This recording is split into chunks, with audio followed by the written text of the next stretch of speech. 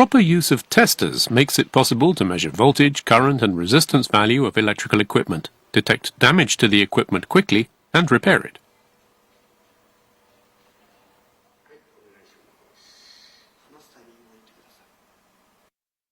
There are two types of testers, analog and digital. First, let's see how to use an analog tester.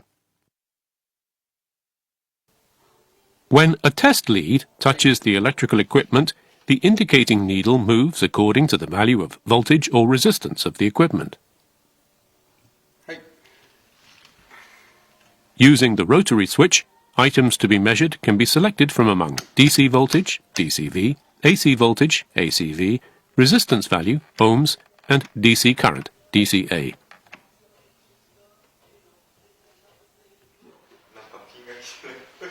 A tester is used to locate defects by measuring the voltage of electrical equipment. To measure alternating current voltage, set the rotary switch to ACV. And to measure direct current voltage, set it to DCV. If the voltage range to be measured is not known in advance, set the rotary switch to the highest value in the measurement range.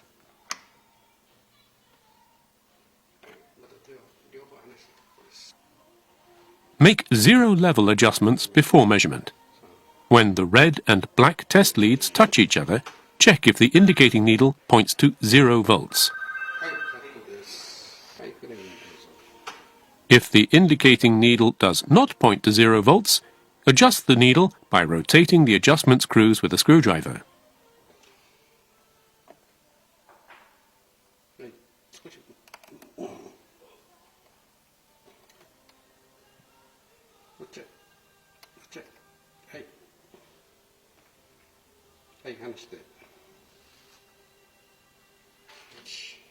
Touch the test lead to the terminal of the electrical equipment to be measured. When measuring DCV, touch the red test lead to the plus side and touch the black test lead to the minus side. If the indicating needle moves to the left side of 0 volts, the test leads have been reversed. The test leads should touch their corresponding sides.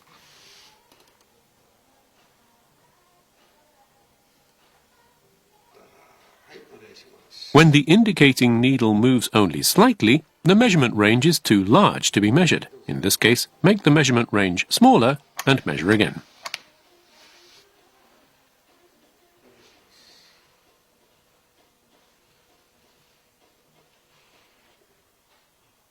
Conversely, when the indicating needle moves all the way to the right, the measurement range is too small. In this case, the measurement range should be increased before measuring again.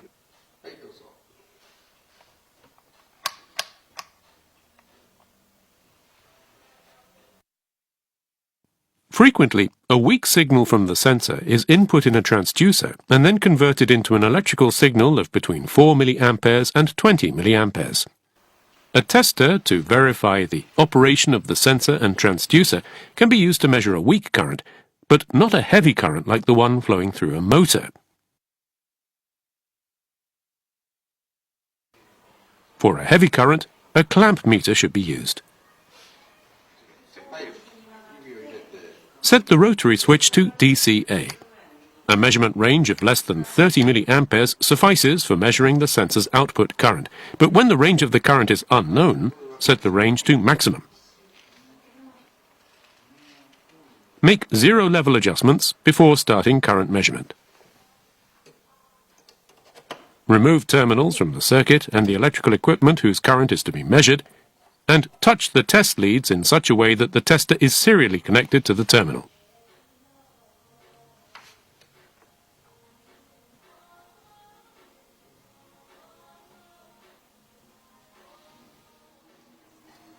Approach this activity with care, because it only takes a fraction of a second to damage the tester if the test leads are allowed to touch parallel to the circuit.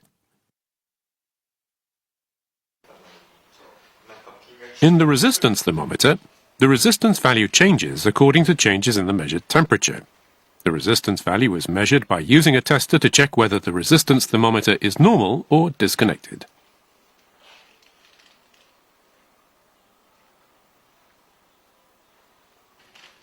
set the rotary switch to measurement of resistance, ohms. When the resistance value to be measured is not known, set the measurement range to minimum. Make zero-level adjustments, as in the case of voltage measurement. If the indicator needle does not point to 0 ohms, adjust the needle to 0 ohms. Failure to do so will result in an incorrect resistance value.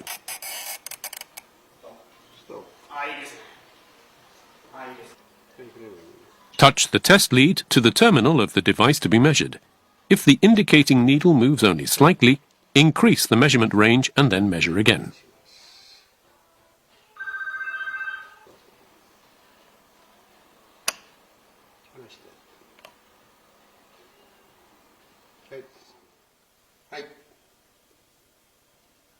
When the indicating needle moves sharply to the right, reduce the measurement range to get a more accurate measurement.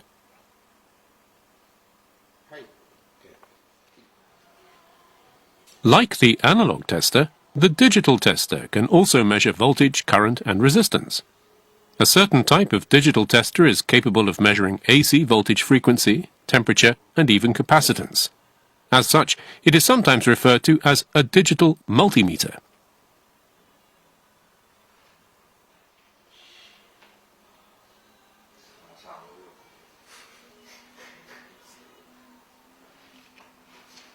Items to be measured are selected by the rotary switch, but because in many cases range setting is done automatically, there is no need to set the range.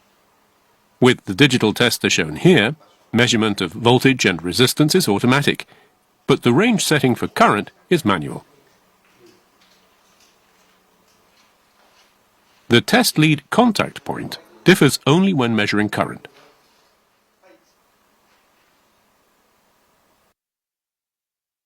The precautions adopted with the analog tester should also be adopted when using a digital tester.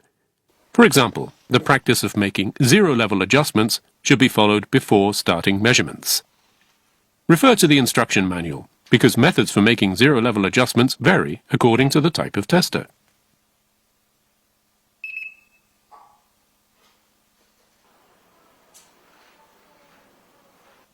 In the digital tester, voltage received at the test lead is converted into a digital signal, and the result is displayed as a numerical value on the display panel. If OL is displayed while measuring resistance value, the resistance of the object being measured is infinite. In other words, either the cable of the wiring or electric bulb is disconnected, or the switch is off. When OL is displayed while measuring voltage, the voltage being measured exceeds the tester's capabilities.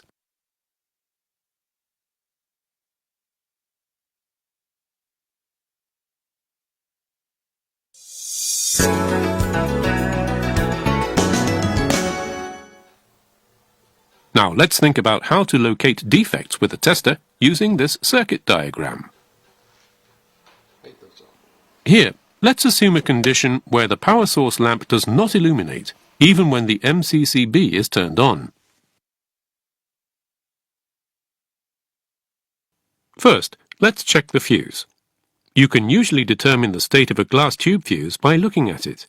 If visual confirmation is not possible or is inconclusive, voltage can be measured at the output side of the fuse. Even if only one fuse is blown, voltage at the output side will be 0.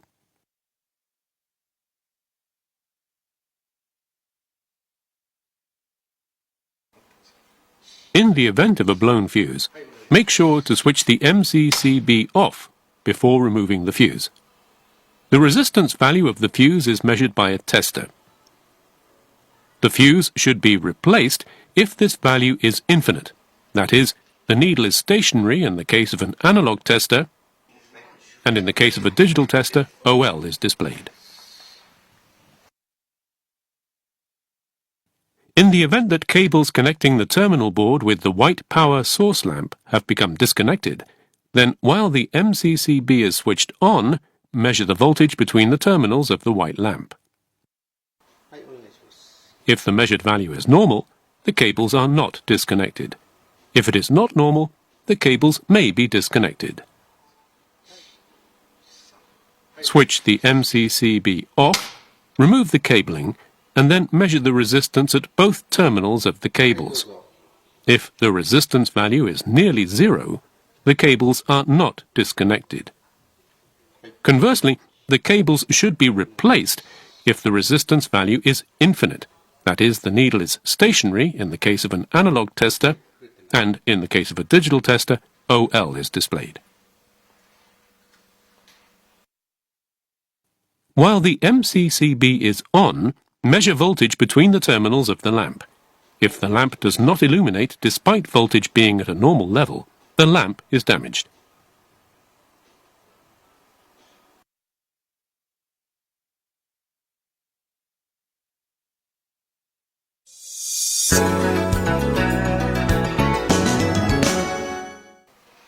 The insulation resistance tester is commonly known as a megger.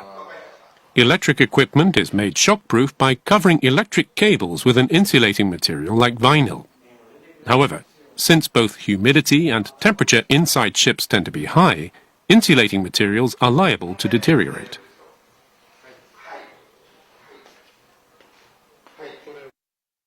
The risk of electric shock increases if insulation resistance between the coil inside the motor and the case is reduced.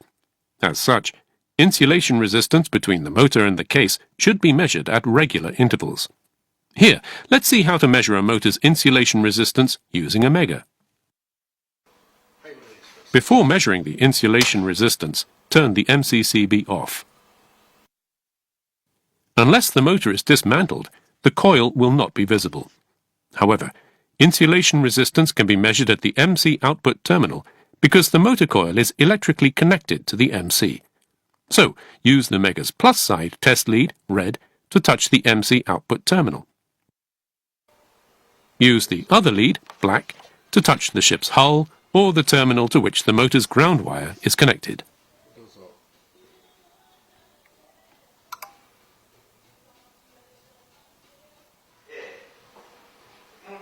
Since many high-precision semiconductor instruments operate using low voltage of between 5 volts and 12 volts, they will break down if subjected to excessively high voltage. Damage usually occurs internally, making it difficult to determine from appearance alone that the semiconductor has been harmed. A megger measures insulation resistance by generating high voltage in the test lead.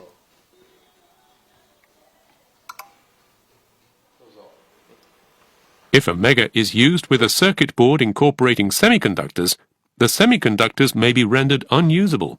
Never use a megger for circuit boards incorporating semiconductors.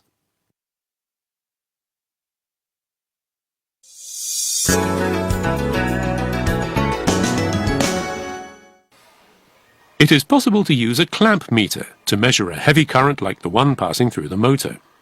Current flowing through the cables can be measured by a clamp meter without having to touch the cables. This means that current can be measured without having to turn off the equipment being checked. However, the clamp meter cannot accurately measure current flowing through basket-armored cables. Use this type of meter at parts that are free of armor. Now let's confirm the points to remember when measuring current with a clamp meter.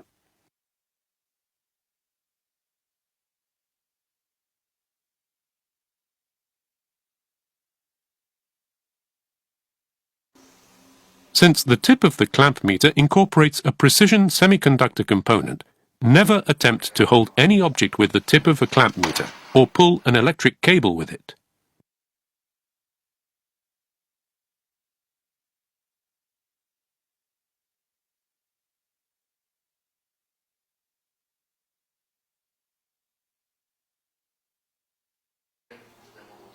While measuring DC current, pay attention to the flow direction of the electric current. An arrow indicating the direction of the current is provided on the tip of the clamp meter. The arrow direction should match the direction of the current.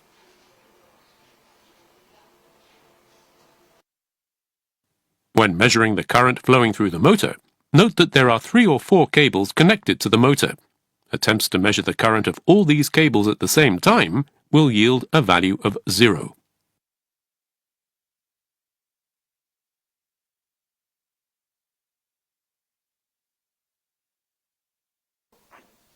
Measure the cables one by one. Please learn how to use the clamp meter properly to obtain accurate data.